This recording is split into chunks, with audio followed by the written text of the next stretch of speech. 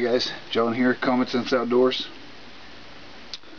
So this is just the same jute twine that I use for my bracelets. Excellent fire tinder. Just going to wrap it up in this fork here so it'll stay under the water. So while we're making sure that's good and wet, let me explain what I want to do. I was in a pool, not this one that's next to me. This is Roxy's pool.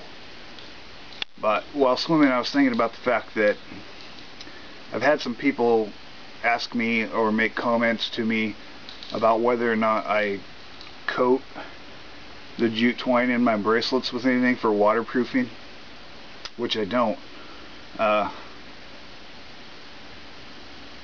It's not a bad idea, but here's my thinking on it, and we're going to do a test to see. But also, let's say you were in the wild and you were dumped out of your canoe or whatever that put you in a situation where you got wet, and now your tinder for making fire off this bracelet is wet.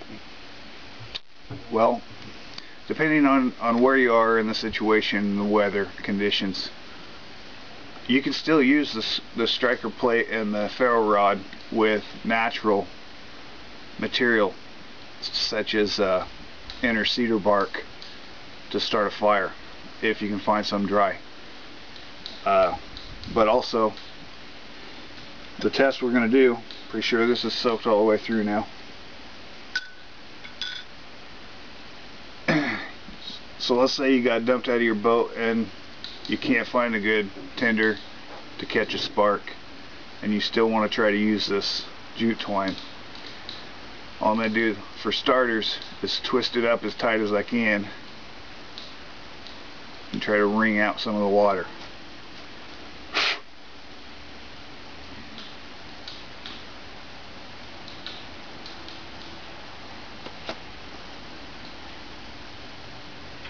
Assuming you got dumped in the water, you wouldn't have any dry shirt or anything. If your shirt was dry, you could for sure rub it on that to suck some of the moisture out of it.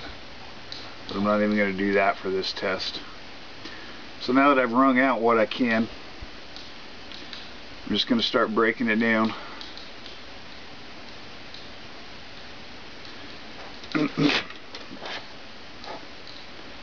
Granted,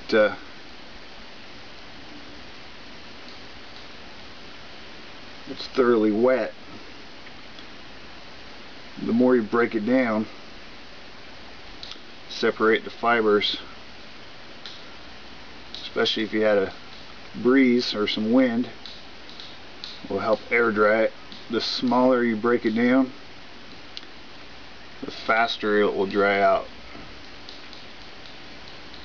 And because it's wet, and even once we get it broke down, it's still going to be damp, we have to thoroughly process this as fine as we can get it.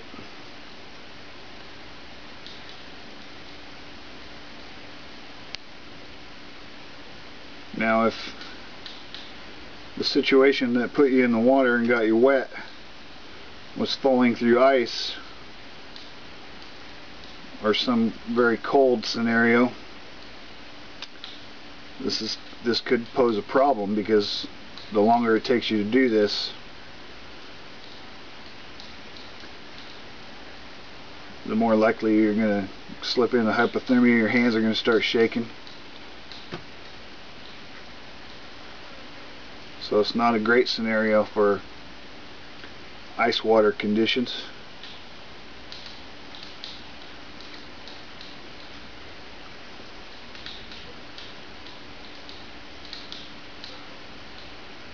Okay, now that I have it pretty much broke down, I'm just going to start rubbing it.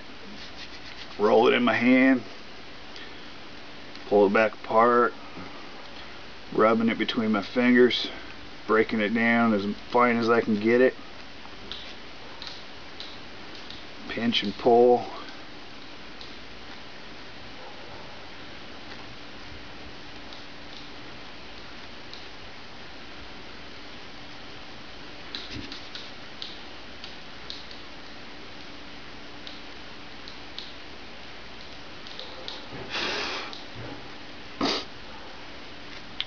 really got to put the effort in with the fact that it was wet.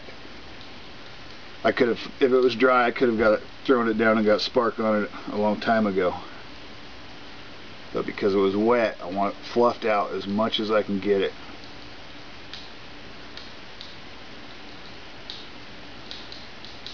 And let's see if it works. Hopefully you guys can see right there.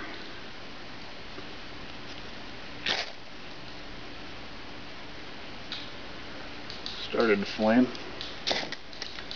There it goes. It's not burning great. No, there it goes. You know, if you had some grass or something to go with that,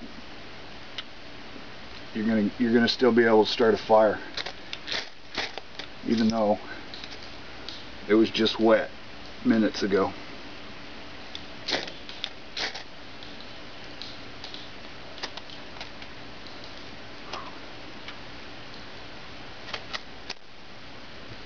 Alright guys, so those of you that asked about whether I waterproof it or not, no I don't, and with a little effort there's no need to. So that answers that question. Thanks for watching. Good to know that even if you get dumped in a lake or something, you can still use the jute twine off my bracelets to get a fire going. Thanks for watching guys. We'll see you in the next video.